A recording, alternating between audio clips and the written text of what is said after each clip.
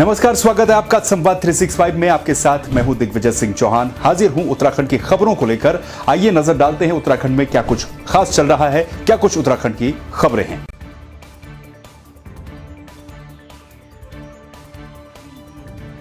Victoria cross विजेता शहीद गब्बर सिंह नेगी की जयंती को आज 108 साल हो गए हैं। इस मौके पर चंबा शहर में शहीद गब्बर सिंह नेगी के स्मारक पर सैनिक कल्याण कैबिनेट मंत्री गणेश जोशी ने फूल माला और पुष्प चक्र चढ़ाकर याद किया।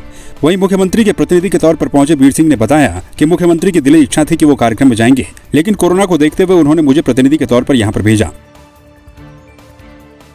यहाँ पर कोई ज़्यादा भीड़ भड़ा के आप खुद देख रहे होंगे, यहाँ पर फौज का भी कार्यक्रम स्थगित हो गया और हमने इसको साधारण ढंग से यहाँ पर जो है आदर्श होटल में वहाँ पर थोड़ा स्वागत भाषण छोटा से होगा और उसमें दूरी भी बराबर की होगी। ऐसा नहीं कि हम लोग वहाँ पर इकट्ठे बैठ जाएं, हम लोग इसका पूरा ध्यान रखेंगे और इसको सादगी से मतलब ये सोच रहे हैं कि जो है थोड़ा उनका नाम भी लिया जाए, कोविड का भी जो है ध्यान दिया जाए। ब्रिटिश आर्मी ने, ब्रिटिश गवर्नमेंट ने इनको सर्वोच्च वीरता पुरस्कार विक्टोरिया क्रॉस से उनको नवाजा। उस महान नायक की जयंती के अवसर पर मैं उनको नमन करने, प्रणाम करने यहाँ पर आया हूँ। यह वीरों की भूमि है और मैं आभार व्यक्त करना चाहता हूँ यहाँ के विधायक जी का, जो यहाँ की मांग थी इसको एक डेढ़ के मेले में शामिल किया है और मुझे जानकारी मिली है कि ये एक डेढ़ के मेले में इसको शामिल कर दिया गया है और 2 लाख रुपया जो एक डेढ़ के मेले की स्वीकृत धनराशि है वो इस संस्था को जो इसको करती है उसको मिलेगी। इसके लिए मैं विधायक जी का आभार व्यक्त करता हूँ। मैं Victoria Cross BC Gabbar Singh ji को अपनी श्रद्धांजलि अर्पित करता हूँ और नमन करता हूँ। और हम सबका सौभाग्य, जितने लोग हम टिहरीवासी, हम इस जन्मभूमि, हमारी जन्मभूमि उन्होंने जन्म लिया, मैं उनको नमन करता हूँ। और जो हमारा ये पर्व है, जो मेला है 3 दिन का होता था, लेकिन 2 साल से कोविड के कारण ये मेला 1 दिन का सूक्ष्म रूप में कर दिया है। मैं आज CM साहब के प्रतिनिधि के रूप में यहाँ पर उपस्थित हुआ हूँ और CM साहब ने स्वयं आना था, उनकी दिली इच्छा थी कि मैं इस मेले में जाऊँ, लेकिन कोविड के कारण जो कोविड इस समय महामारी का भयंकर रूप ले चुका है, तो सोशल डिस्टेंस और भीड़ के कारण, क्योंकि CM आएंगे तो भीड़ होगी, इस कारण हमारे माननीय मुख्यमंत्री जी नहीं आए। उन्होंने प्रतिनिधि के रूप में मुझे यहाँ पर भेजा है। मैं समस्त जनता को बधाई देता हूँ और गब्बर सिंह जी को नमन करता हूँ।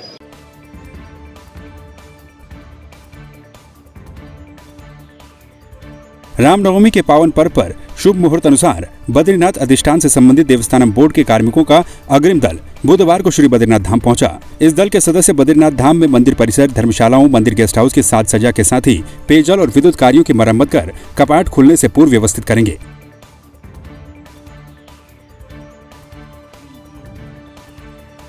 पिथौरागढ़ जिले में भी प्रदेश सरकार के द्वारा कोरोना संक्रमण पर रोक लगाने के लिए जारी की गई गाइडलाइन का पालन किया गया। जिला प्रशासन ने बाजार बंद करने की अपील की। इस दौरान उन्होंने समय से बाजार बंद न करने वालों पर कार्रवाई करने की चेतावनी भी दी।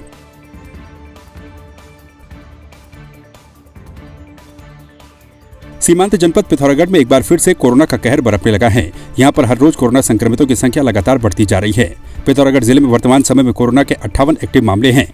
जिले में कोरोना से अब तक 49 लोगों की मौत हो चुकी है। हालांकि राहत की बात यह है कि दूसरी लहर में अब तक पिथौरागढ़ में एक भी व्यक्ति की जान नहीं गई।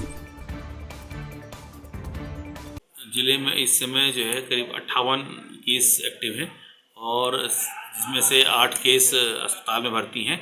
वो भी चिंताजनक नहीं है, उनकी स्थिति भी सामान्य है।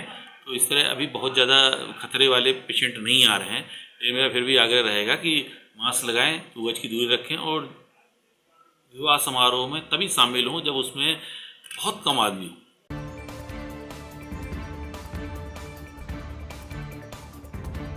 पिथौरागढ़ में पुलिस के द्वारा कोरोना काल के मद्देनजर जिले में कड़ी कार्रवाई की जा रही है। पुलिस अधीक्षक सुखबीर सिंह ने बताया कि कोरोना महामारी के चलते पिथौरागढ़ पुलिस के द्वारा जिले में जगह जगह पर चेकिंग की जा रही है। साथ ही लोगों को जागरूक भी किया जा रहा है। वहीं मास्क न पहनने पर लोगों के खिलाफ कार्रवाई भी की जा रही है। कोविड-19 को दृष्टिगत रखते हुए हम लोगों ने अभियान चला रखा है और अभियान मेरा सुबह 6 बजे ही शुरू हो जाता है।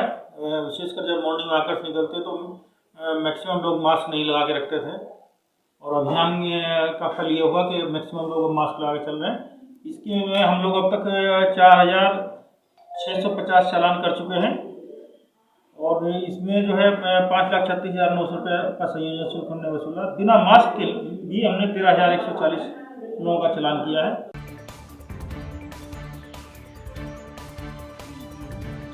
पिथौरागढ़ जिले में कोरोना का कहर लगातार बढ़ता जा रहा है। जिले में अब कोरोना पॉजिटिव की संख्या 78 के पास पहुंच गई है। सीएमओ हरीश पंत ने बताया कि बैठक के जरिए फैसला लिया गया कि शहर में ज्यादा एक्टिव केस न हो, इसलिए शादी समारोह में 100 से ज्यादा लोग नहीं होने चाहिए।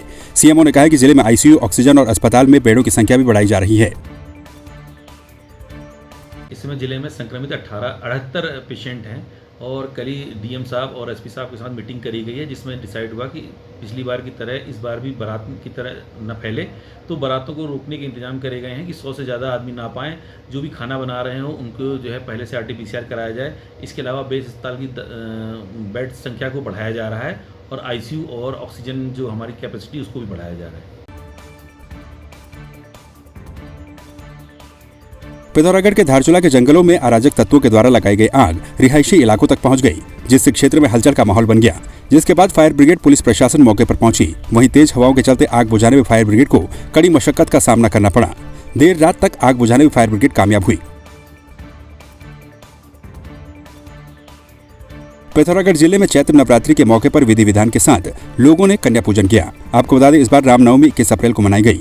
रामनवमी के दिन प्रभु श्री राम की विशेष तरह से पूजा अर्चना और हवन किया जाता है। बागेश्वर जिले में आग बुझाने को 180 फायर वॉचर, 29 क्रूज स्टेशन भी अलर्ट हैं। काम को शिद्दत से अंजाम देने के लिए वन विभाग ने फायर सीजन के दौरान अधिकारी और कर्मचारियों की छुट्टियां भी 15 जून तक रद्द कर दी हैं। सभी अधिकारी और कर्मचारी अपने स्टेशन पर बने रहेंगे। पूरे डिवीज़न में जो है 29 क्रूज स्टेशन बनाए गए हैं, जिसमें प्रत्येक क्रूज स्टेशन में 6 फायर वॉचर रखे गए हैं और फायर वॉचरों को 24 घंटे क्रूज स्टेशन में ही रहने के निर्देश दिए गए हैं, जिससे कि हमारा रिस्पांस टाइम कम हो जाएगा और उनको अतिरिक्त वाहन की भी व्यवस्था कर दी गई है। इसके अलावा हमने जागरूकता फैलाने के लिए विद्यालयों में बच्चों को पंपलेट दिए गए हैं, जिसमें उनसे अपील की गई है कि बच्चे और जो वृद्धजन हैं वो आग बुझाने के लिए न जाएं, केवल वन विभाग को सहयोग करें, सूचना दें जहाँ पे धुआं दिखता है। और इसके अलावा हमने पोस्टर और बैनर भी जगह जगह पर लगाए गए हैं। बागेश्वर जिले के जंगलों में आग बुझाने के लिए एनडीआरएफ की टीम पहुंची। बैजनाथ वन रेंज में फॉरेस्ट ड्रिल और वन कर्मियों को ट्रेनिंग दी गई। बागेश्वर के डीएफओ ने बताया कि जिले में एनडीआरएफ की 25 सदस्यों की टीम पहुंची है, जिसमें 1 इंस्पेक्टर, 5 सब इंस्पेक्टर और 19 जवानों को भेजा गया है। एनडीआरएफ की 25 सदस्यीय टीम पहुंची हुई है।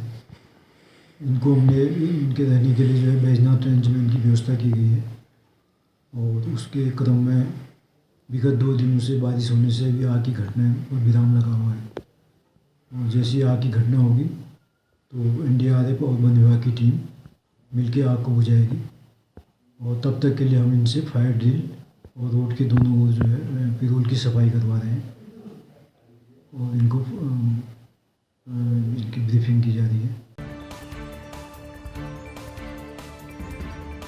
बेरीनाग में देवी कोटगाड़ी में स्थित विख्यात न्याय की देवी भगवती माता के मंदिर में नवरात्रि पर्व पर अष्टमी के दिन भव्य मेला लगता है। कोरोना संक्रमण के प्रभाव के चलते मंदिर में आने वाले श्रद्धालुओं की भीड़ न के बराबर दिखी। इस दौरान रौनक भी गायब रही। सोशल डिस्टेंसिंग के साथ लोगों ने जो है श्रद्धा भाव से माता के दर्शन किए। कम ही लोग कोरोना की वजह से मंदिर दर्शन के लिए आ पाए और आप देख रहे हैं जैसे आप भी आए हैं यहाँ पे, ठीक, आपको सही लग रहा होगा कि मंदिर में पूजा पद्धति किस तरह से हो रही है और लोग सभी कोरोना के नियमों का पालन करते हुए यहाँ पे पूजा अपना कर रहे हैं, माता के दर्शन कर रहे हैं। पौड़ी में काश्तकारों की मेहनत कोरोना काल के चलते खेतों में कितनी रंग लाई, इसका आकलन अब फसल कटाई के दौरान गेहूं उत्पादन का माप तोल कर लगाया जा रहा है। जिला प्रशासन और संबंधित विभाग की टीम मिलकर इन दिनों फसल कटाई का निरीक्षण कर रहे हैं, जिससे जिले भर में गेहूं उत्पादन का संपूर्ण डाटा तैयार किया जा सके।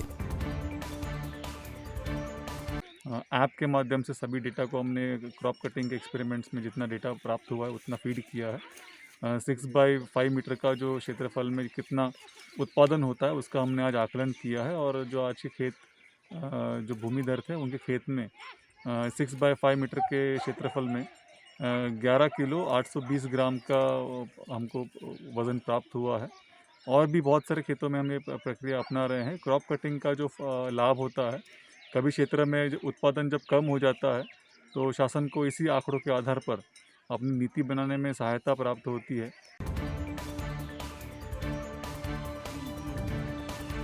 सेवानिवृत्त कर्नल अजय कोठियाल ने आम आदमी पार्टी की सदस्यता लेते हुए अपने राजनीतिक जीवन की शुरुआत सिद्धपीठ बालासुंदरी देवी के मंदिर में मत्था टेक कर की।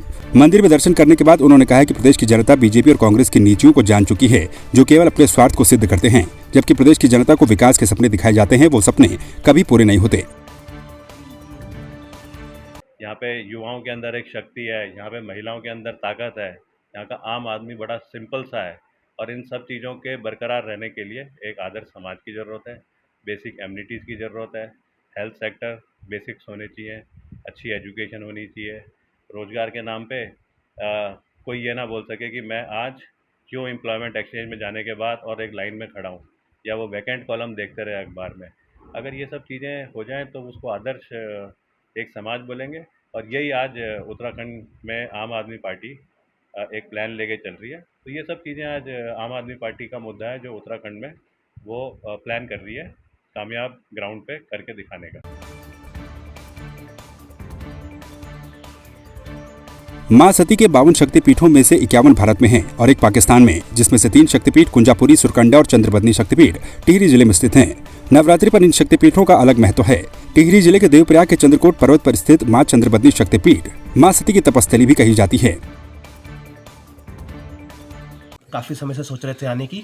4 साल पहले मेरी बीवी बच्चे आए थे, तो इस साल मुझे भी मौका मिला आने का, तो माता ने बुलाया तो मैं यहाँ आ गया। तो यही है, कोविड है, हाँ ठीक है, पर दिल्ली से जब निकलते हैं तो वहाँ से टेस्ट करवा के ही निकलते हैं। यहाँ पर आते हैं, रास्ते में भी चेकिंग होती है, सब होता है, तो पूरे प्रिकॉशन लिए गए हैं उसके लिए। उसके बाद हम यहाँ आए। हाँ, इष्ट देवी तो हमारी यहाँ ही, तो जब भी हम यहाँ उत्तराखंड का चक्कर लगता है अपने गाँव का, तो हम एक बार यहाँ ज़रूर आते हैं। चाहे 3 साल में लगे, चाहे 2 साल में, तो हर बार हमारा रहता है कि सारे अपने मंदिर कवर अप कर ले, तो इसीलिए सारे भी हम लोग आए, तो इसलिए रहते हैं। मैम, नवरात्र भी है, कोविड का टाइम भी चल रहा है, एक दहशत का माहौल भी है। काफ़ी टफ था, क्योंकि जगह जगह पे हम तो दिल्ली से ही आना काफ़ी मुश्किल था, लेकिन खैर पहुँच ही गए, माता रानी ने खींच लिया।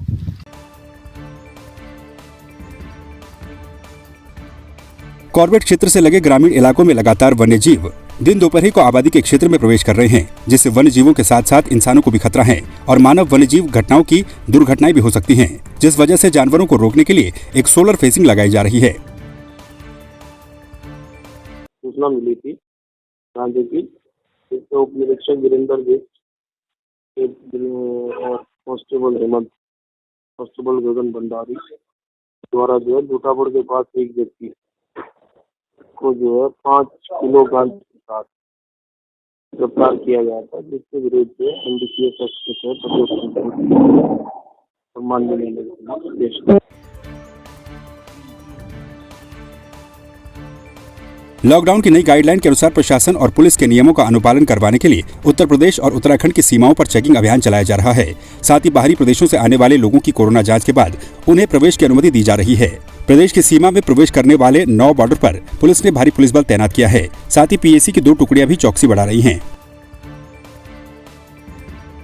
उसके साथ 24 घंटा यहाँ तैनात हैं। बॉर्डर पे जो भी निर्देश है कि 72 घंटे की RT-PCR रिपोर्ट के साथ ही अलाउ करना है। साथ ही उसमें बहुत सारे एक्सेप्शन है, जैसे कंपनी और माल वाहतुक गाड़ी और बाकी अन्य कारणों से कोई प्रवास करा तो उससे डिस्टर्ब नहीं करना है। तो जो भी गाइडलाइंस है उनको अनुपालन करते हुए हम लोग यहाँ बॉर्डर पे लोगों को रुका रहे हैं और वापस भी भेज रहे हैं। हमारे यहाँ कुल 8 जगह से मेन मुख्य सड़कें हैं जहाँ से रोड है। हर रोड पर पिकेट पॉइंट बने हुए हैं और जितनी भी अवेलेबल फोर्स है वो सारी हमारी बॉर्डर पे ही हमने प्रायोरिटी बेसिस पे लगाई। क्या PAC के लिए डिमांड भेजी है? आज ही हमें 2 सेक्शन PAC मिली है और धीरे धीरे जैसे कुंभ से हमारी फोर्स लौटेगी हमें फोर्स और अच्छी से मिलती रहेगी। तो आपने देखा उत्तराखंड में क्या कुछ खास चल रहा है, क्या कुछ उत्तराखंड की खबरें रही। एक बार फिर से आपके सामने हाजिर होंगे उत्तराखंड की कुछ और खबरों के साथ। तब तक के लिए आप बने रहिए संवाद 365 के साथ। नमस्कार।